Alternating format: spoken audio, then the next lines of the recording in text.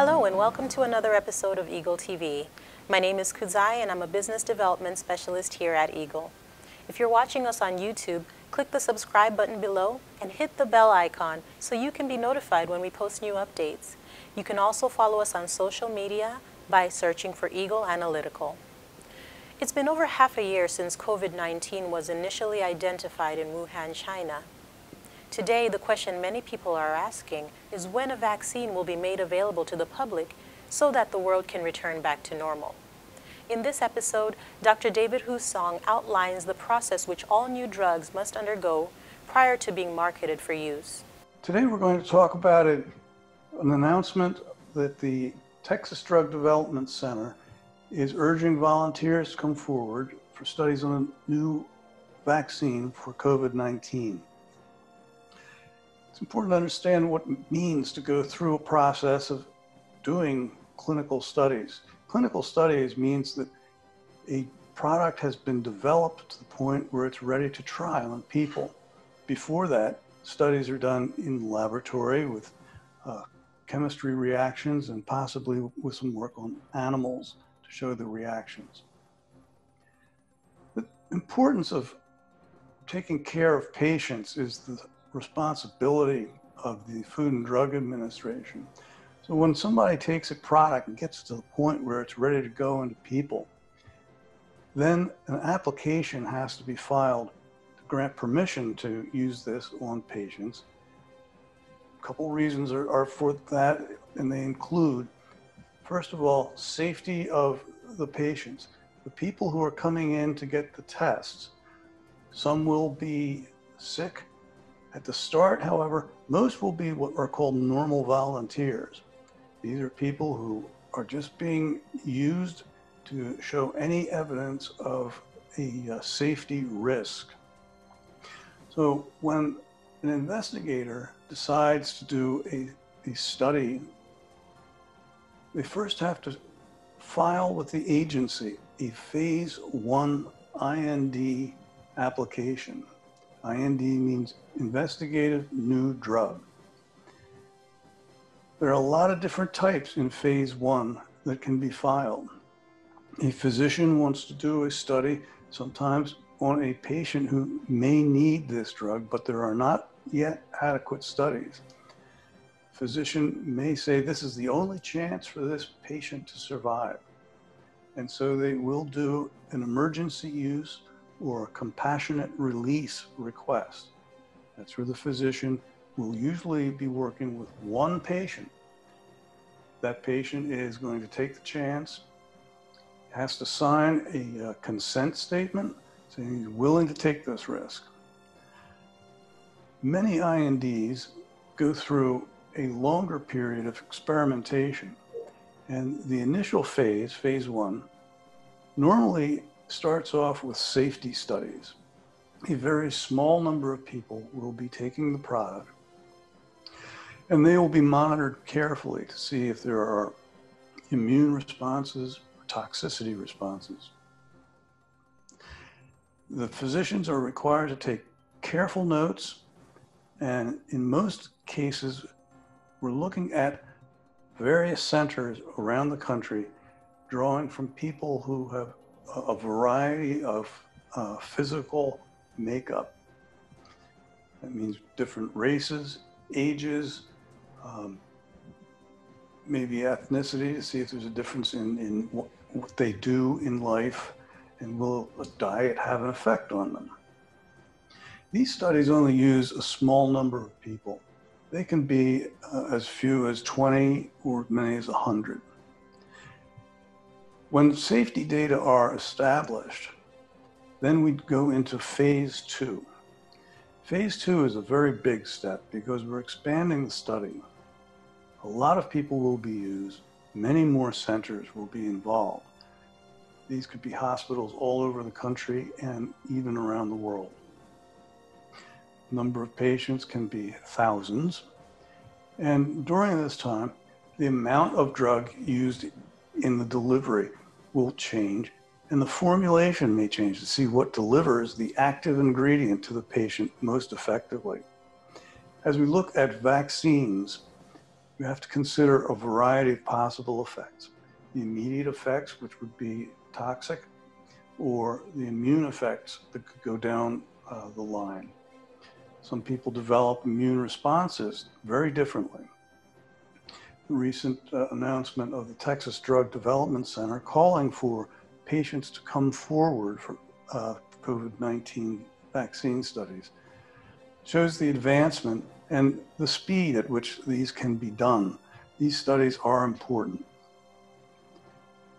After the data are analyzed in IND phase 2, they will progress to IND phase 3. But backing up to IND phase 2, this is the start of a commercial development. In IND phase 1, it's just investigations, and it's a situation where the vast majority of these applications never progress to phase 2. These are experimental. They can be a single researcher, a single physician. They can be a company that is looking at potential of the drug for safety purposes. In phase 2, we are now in a commercial IND phase. At phase 2, we start seeing the onset of application fees and very careful scrutiny by the government. That includes comparison of how the products are being made and where they're being made. This can take several years. That can be a disappointment because here again, they may never find a formulation that's effective. And many drugs are dropped at the end of phase 2. The COVID-19 vaccines are being studied to see what works best, how long it's effective, and its safety profile.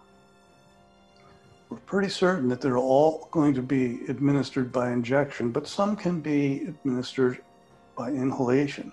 This would be a lot like the flu mist situation. You see the product is inhaled as a mist and provided as a more natural presentation of a virus.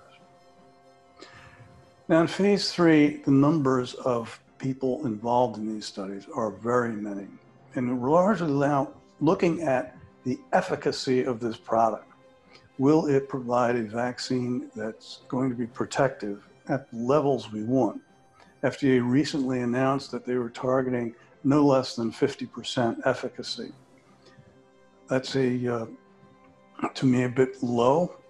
I would prefer some more, but I believe the statement is that FDA wants a product to reduce the risk to as many patients as possible.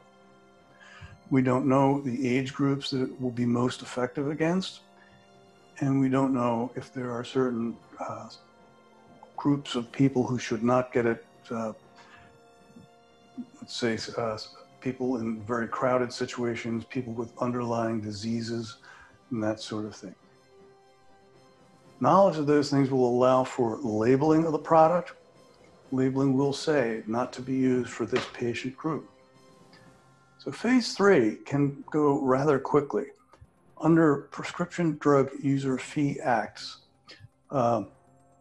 each year the requirements and fees for these applications changes ever so slightly.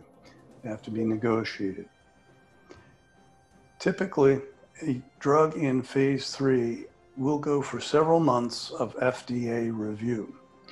That can be stopped periodically when questions go back to the sponsor.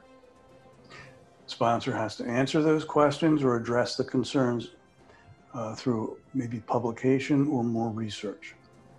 So this can delay things quite a bit. The normal approval cycle, once we get to phase 3, is going to run a little less than a year. We can be sure that under the Operation Warp Speed, these reviews are going to be done with a great deal of intensity and probably done more quickly than average. So we're looking at the possibility of seeing a drug go into phase 3 and may even go into public distribution at a larger rate than normal.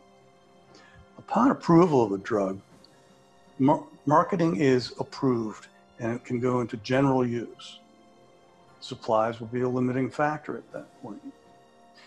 At the end of approval, we go into phase 4. Phase 4 is general safety information gathering, and it goes on for the rest of the life of that drug. So if something emerges later that's a problem, the approval can be withdrawn.